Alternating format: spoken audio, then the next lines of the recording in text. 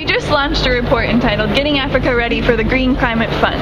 Can you tell us a little bit about this report and what impacts it will have on the African Development Bank? Thank you very much. The report was actually born out of a need, a necessity to ensure that Africa is not left behind in accessing the resources of the Green Climate Fund. So when we completed the last meeting of the African Ministerial Conference on Environment, the bank was requested to see how we can strengthen the capacities of African countries to access these funds. And so the first thing we did was to put together this report that outlines responsibilities and actions that need to be taken now by the Green Climate Fund itself, by African countries and by the bank, to ensure that Africa is ready to access the resources of the fund when it becomes operational. So I expect that if we do what that report recommends, we would be on the path to ensuring that when the fund becomes operational, Africans are on the touchline ready to go. And why did the African Development Bank choose to partner with Vivid Economics?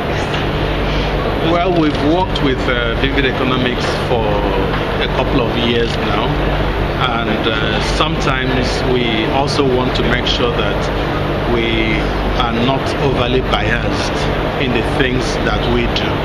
You know, sometimes it's when the audience looks at it that this report was solely produced by the African Development Bank, there's a tendency to say, you know, you did it just to suit your purpose.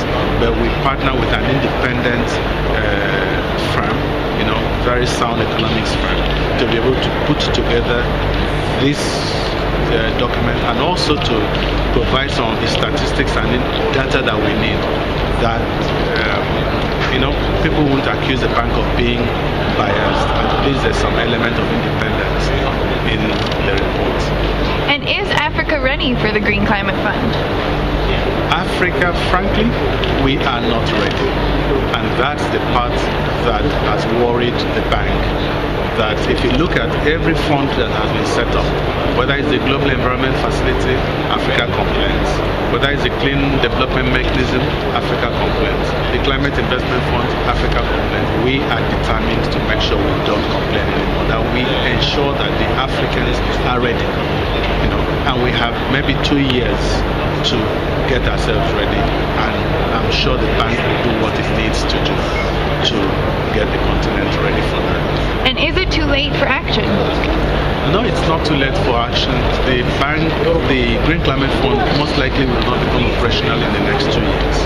And this is the time. I'm hoping that this document we produce will be circulated to all our regional member countries, will also be circulated to the African members on the board of the Green Climate Fund and to the Green Climate Fund Secretariat itself, and that the bank itself will be able to do what the report recommends, that we can put in place mechanisms to prepare African countries. And for those countries that may not be ready by then, because it will not be possible to say we get the whole 54 African countries ready, that the bank will at least be ready to act on behalf of those countries to access those funds and use them.